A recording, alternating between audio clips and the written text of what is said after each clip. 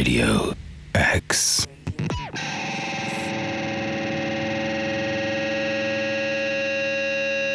I'm Gordon Smart, this is Radio X, and I'm joined by a fat little Santa with rosy cheeks, star of the 11 o'clock show, annoyingly successful bastard, rich, talented, and all the rest of it.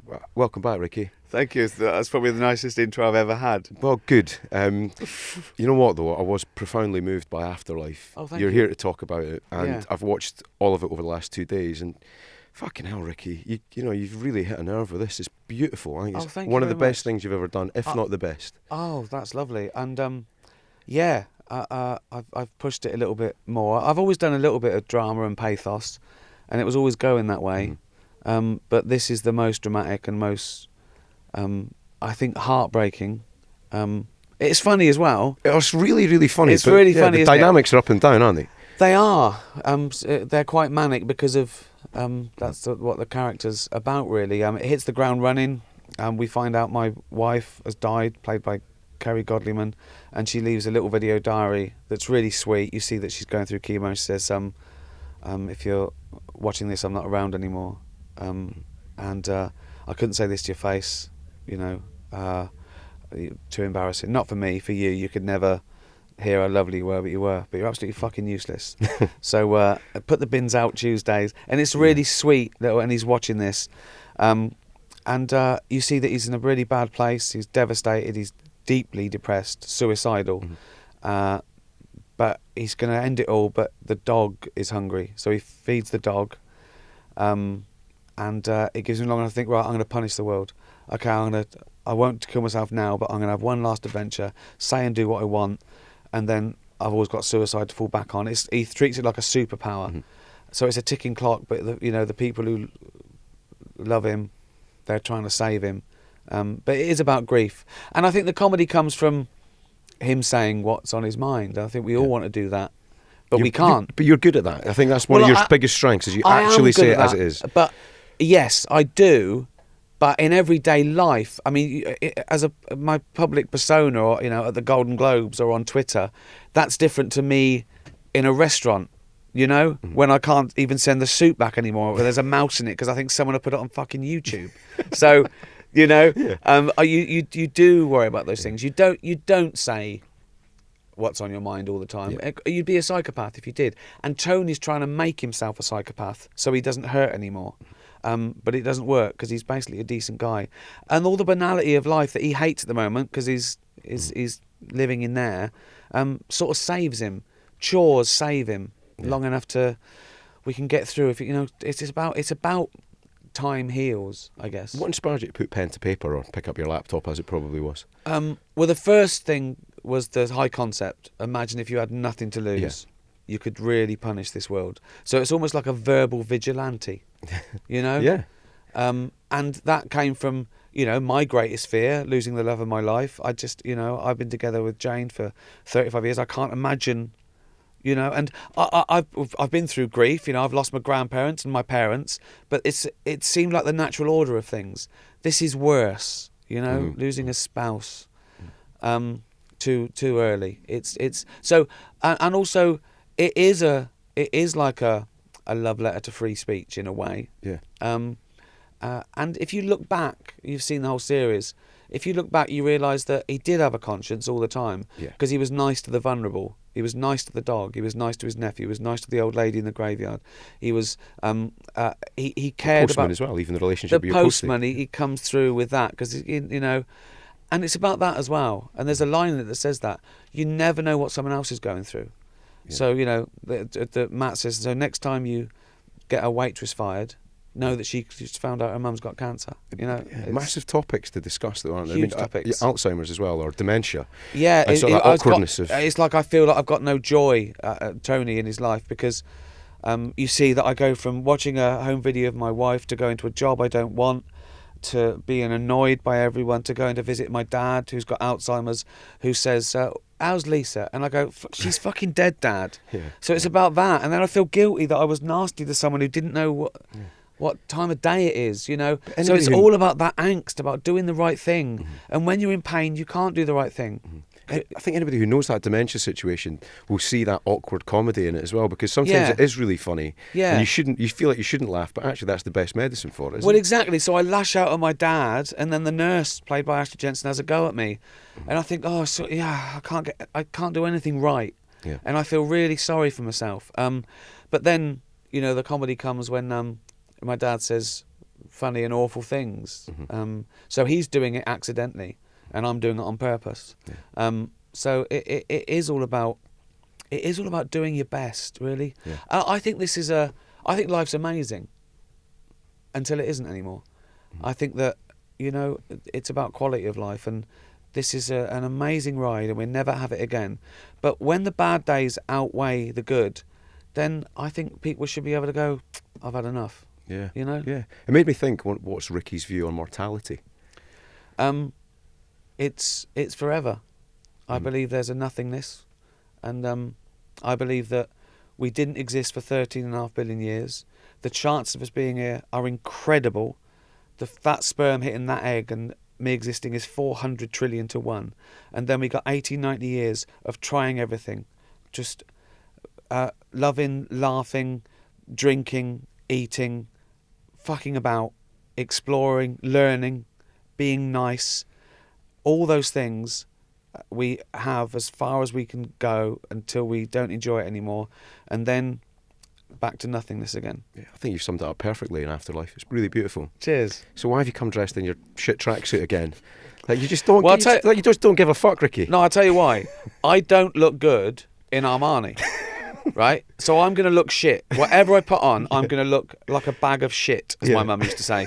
She said you used to look like a bag of shit tied in the middle, right? And she was right, right? Yeah. So I might as well be comfortable. Yeah. So I either look shit in Armani or shit in some jumble sale tracks. There's no contest. Wardrobe wasn't a challenge in this production, was it? Was Ricky wearing it today? It's the same. Whatever's lying around. I choose things now, things I can keep after. You're right. This is from Derek. Yeah.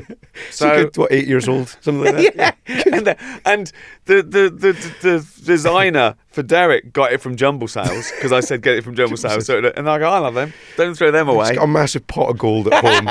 Shit clothes. Moving on from that, I mean the grief part of it was really, really touching. I've got a 13-year-old dog at the moment, and I can see the end is near, right? And I know. I've got 2 young kids, and I can't actually begin to think about how I'm going to deal with it. So Ricky, could you, you've been through grief, right? What would you what advice would you give me in coping with grief?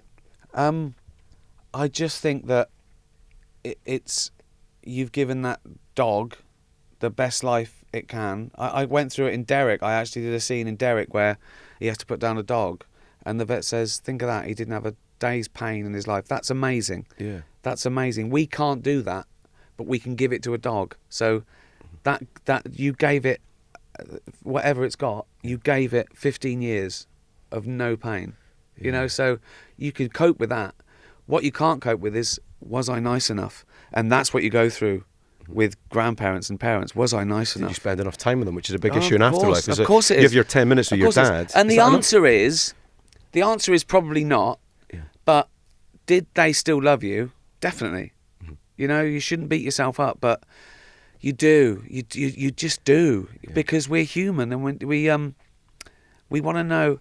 That's why you should always be as kind as you can be, because then you wouldn't feel guilty. Do you feel like you have been? Do you think you have been in your life? I try, because I remember from an early age feeling guilty.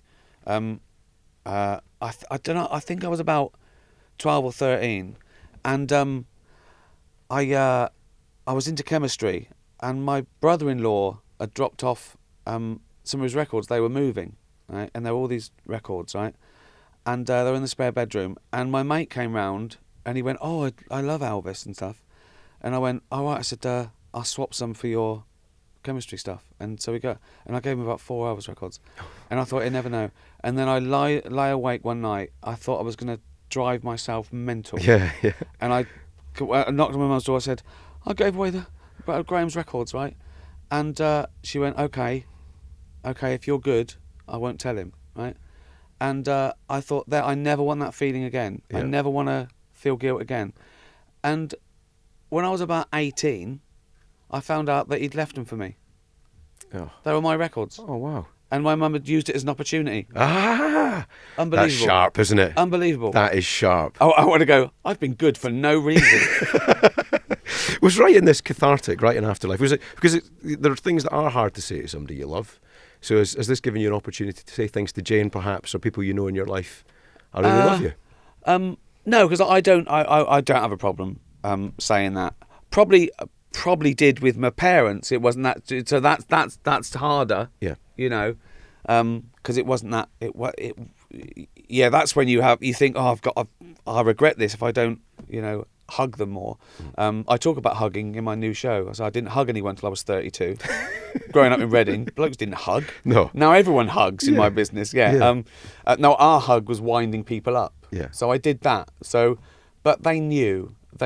But no, I have no problem saying it to Jane. But it is, it is my greatest fear and probably everyone's greatest fear. Yeah, I think Afterlife will be quite helpful to people who are grieving or going through difficult times.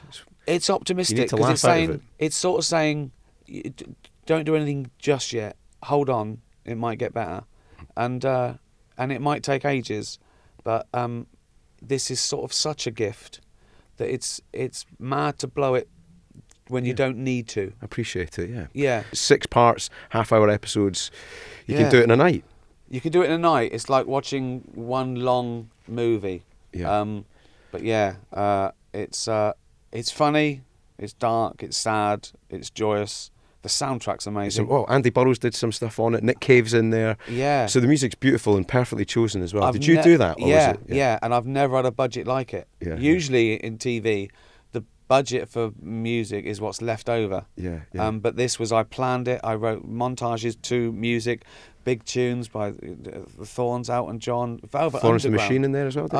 Satellite of Love is in there. Mogwai. Hammock. Brilliant. It's the soundtrack's great, and it just adds to the mood. It's about mood as well. There's a lot of it's I suppose it's paced like a drama more than a sitcom. Well, I had a terrible dream last night after watching this, so it's definitely affected me in quite a deep way, I reckon, and I'll be thinking about it for the next few weeks. Oh, good. Which is, I think, a sign of a success of it. I think you can watch it again as well because there's enough in it. Yeah. There's enough character and jokes for you to relive it, even though you know what happens. And beautifully cast as well. Again, Paul Kaye's excellent, Ashley Jensen's excellent, Kerry Godliman, who plays your missus in it, Lisa, is fantastic. It's just a brilliant set of performances. It really is the comedy cast of the century, yeah. I've got to congratulate you as well on another thing, because it gets on my tits when drama does newspapers badly, and having worked at shit newspapers for a large part of my career, you cracked it. It's the first time I've heard somebody swear properly in a newspaper office. It's the first time I've seen decent workplace bullying represented as it was when I worked at newspapers. Yeah, swearing with your accent is great though. Oh yeah, it's like I was in Edinburgh once, and I was walking along the road, and there was 2 coppers coming the other way, and I've got to do the accent. I apologise. Go for it. But one of them said, Ricky he said, hey, Mr. Gervais, you're a funny And I went, thank you very much. That's such a compliment. It's such a when compliment. Ashley Jensen drops the C-bomb in this, it's got gravitas. Yeah. And I could tell you were stifling laughs at that point. Of course, all the time. I mean, I ruin every scene, so it's good when someone else does as well. And I had a dog for 6 weeks. Well, is that your dog? No. Because the relationship with the dog's beautiful as well. It is beautiful, and I said to the handler, I said, I want it to be a normal dog. I don't want tricks. It's not a Disney movie. I want it to be a normal dog. Yeah. And I fell in love, and when I said goodbye to the cast and crew the last day of filming, that was the one I nearly cried at. Because I was thinking, that dog's going, why am I not going to see him for ages? It wouldn't. I spent 6 weeks with it, and now it was like, where are you going? Yeah. And it just caught me. It was a dream shoot as well. The best summer in my lifetime. Well, it looked beautiful. It looked warm. Beautiful. Yeah. It was great. That's the other thing. It was great that it looked beautiful because in his head he's still dark. It doesn't matter that the sun's out. Yeah. He wants to end it all. So it's about that as well. Yeah, Ricky, did you do any research in newspaper offices, or did you just assume I did. I've I've a little bit, and I used to deliver a local newspaper when I was on the dole. Yeah. I'm in trouble now. HMRC are going to chase you up. You've got a few quid, Jimmy Carr. I know, yeah. You're fucked now. I'll pay back £12. Yeah. Are you a smoker? No. Because your smoking is so realistic, because you smoke heroin in it. And Yeah. also the drug part of it is really incredibly realistic. Yeah. Did you do some research on that as well? No, it was just real heroin in the... Good lad. In the... No, I couldn't. I felt sick. I haven't smoked for like 20 years. Yeah. And this was a herbal joint with fake heroin. And I was worried that it looked awful, but and I didn't take it in. I just made it look. But no, even herbal cigarettes made me feel sick. Now I'm such a wimp now. I don't know how I smoked. I don't know how I ever smoked. Oh, he's done it so well. Ricky, congratulations. Afterlife, covering death, grief, workplace bullying, drugs. Everything's in there. It's absolutely beautiful. The C words used perfectly. Funny stuff. What was it Billy Connolly said? There's nobody that can swear quite like a Scot, and his phrase is Jesus suffering fuck. What's your go-to swear? The one that gives a real emphasis. Oh, is one of the best words. Yeah, it's beautifully used. You absolute fucking you stupid fucking Scottish you stupid fucking ex fucking Yes. you silly jock fucking ex fucking TARDIS. Do you have a quota on when you're making something for Netflix? Like, you're allowed 42 an episode. The complaint is going to be, I said, jock. It's going to be, yeah. Oh, fucking, he's not a good anymore. Yeah. See, you're the best. Come on, do it. Give me, go. Jesus, suffering fuck, Ricky, you fat little Santa. Look at you. Dressed like a fucking tramp. Nothing makes me laugh than someone insulting me. Fucking do it. Yeah. Do it, really. Just look at you, you fucking homeless, rich tramp, skinny fat. It's the best, literally the best interview I've ever done. Ricky Gervais on X, you fucking helmet. Watching you. Radio X.